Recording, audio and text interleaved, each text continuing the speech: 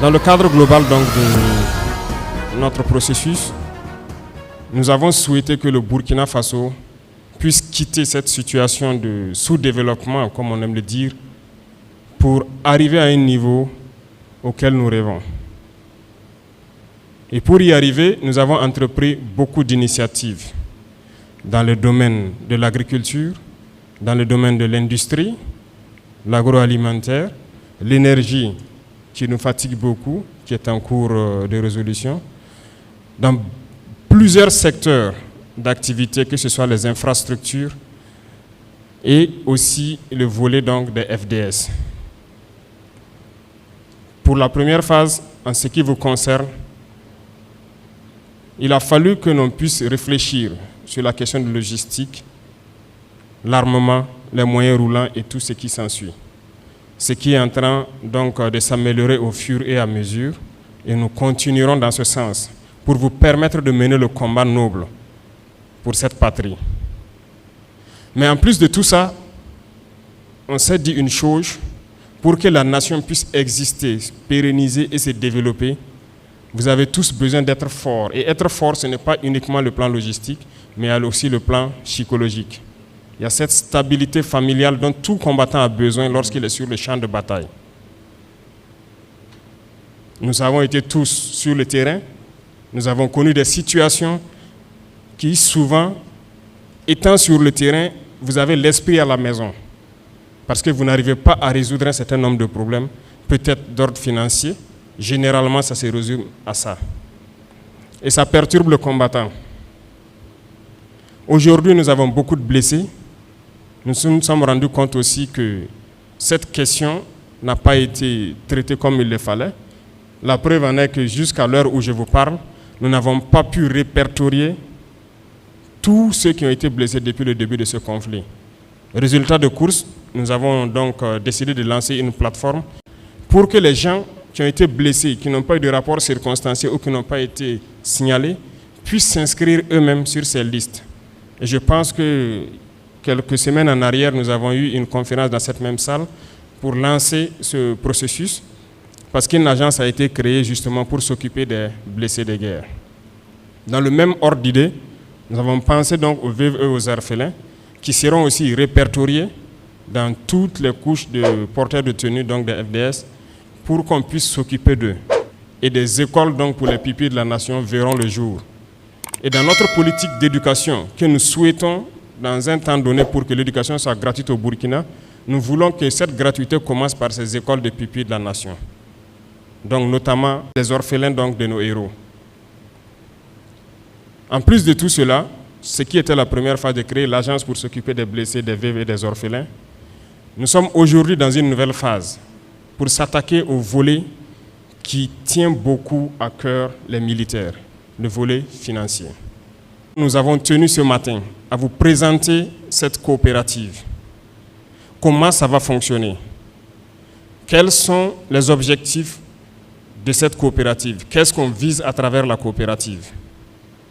Et au fur et à mesure, dans toutes les garnisons, des missions devront se rendre pour expliquer encore le bien fondé de cette coopérative et d'expliquer aux gens ce qu'ils peuvent attendre de cette coopérative. Et en retour, les questions que vous avez posées ici ce matin, dans les différentes garnisons, vous aurez à poser beaucoup de questions et je pense qu'une assemblée générale est prévue également dans l'organigramme de la coopérative pour que les apports, les différentes contributions pour améliorer puissent venir de vous. Nous voulons que vous puissiez épargner à un taux beaucoup plus élevé et avoir des épargnes assez spécifiques, chacun en fonction de ce qu'il voudra et les produits qui seront proposés. Lorsque le militaire se retrouve confronté donc après ses premiers prêts à des soucis, c'est parti pour de long terme. Parce que la rémunération ne suffit pas. Ça ne peut pas être proportionnel aux dépenses.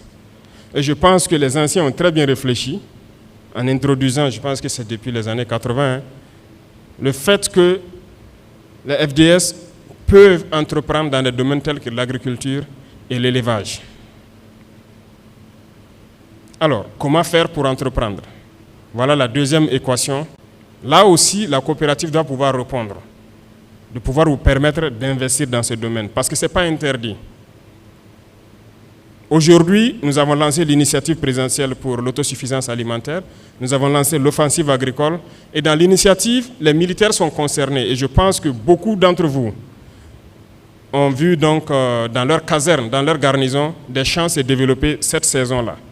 Je pense qu'à Ouagadougou, ici, à Dédougou, Kayat, Tinkodougou, un peu partout, de grands forages ont été creusés et les militaires seront formés à l'agriculture, à l'élevage, dans des spéculations assez particulières. Et je pense qu'à Ouagadougou, il y a un champ d'ananas qui est en train de se développer.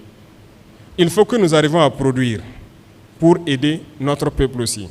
C'est autorisé. Mais beaucoup veulent investir, comment faire? Ça sera pris en compte aussi, pour qu'on puisse vous aider à pouvoir investir dans ce domaine, parce que l'agriculture, ça nourrit tout le peuple. Voilà pourquoi on a autorisé ça pour les porteurs de tenue. L'élevage, ça nourrit le peuple. Voilà, c'est les autres business qu'on n'autorise pas. Même dans le milieu d'officier, le salaire ne suffit pas, ce n'est pas possible. Mais si vous arrivez à entreprendre quelque chose qui contribue à autre chose, à améliorer vos conditions de vie, à participer à la vie de la nation, je pense que c'est pas mal. Ça n'empêche aucunement de combattre, parce que c'est d'autres emplois que vous créez, vous êtes sur le terrain, lorsqu'il y a des situations derrière, ça se règle.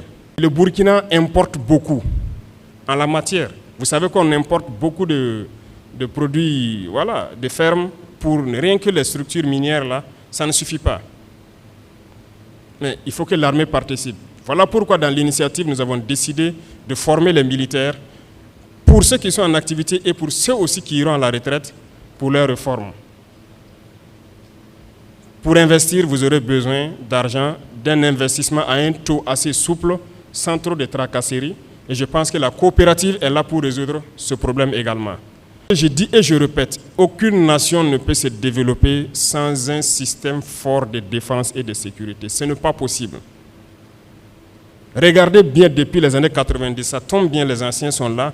Comment est-ce que l'armée était sous la Révolution équipée? Vous pouvez passer dans les camps et regarder les carcasses de blindés et autres qui étaient là. Comment est-ce qu'on a pu démonter tout ça pour nous rendre très faibles et envoyer maintenant le terrorisme pour s'accaparer de nos terres? Comprenez ça, pour se développer, il faut une armée forte, il faut un système de sécurité fort.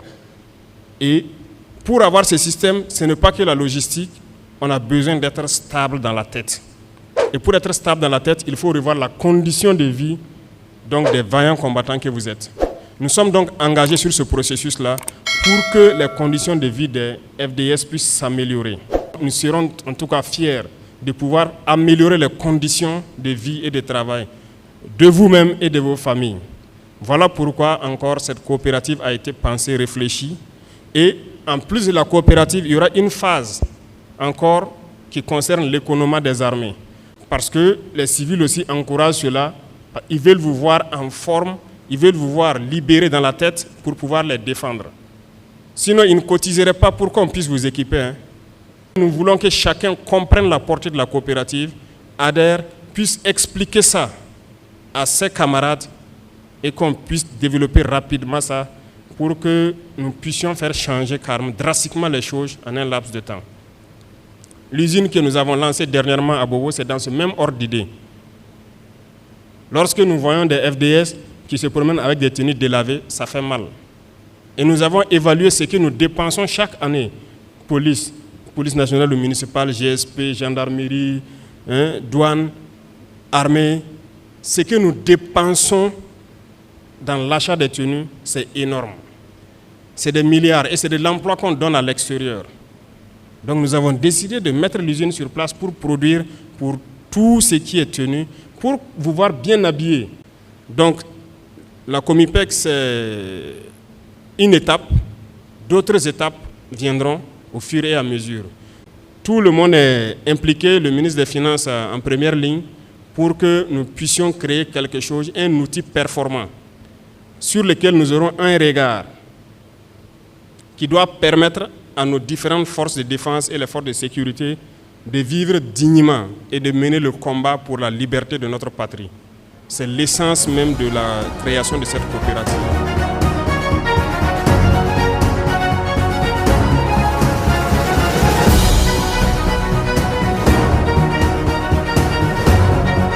Ici, c'est l'idée de mutuelle. Donc, basée sur le principe de la solidarité. En réalité, c'est vous, les membres, qui créez votre coopérative.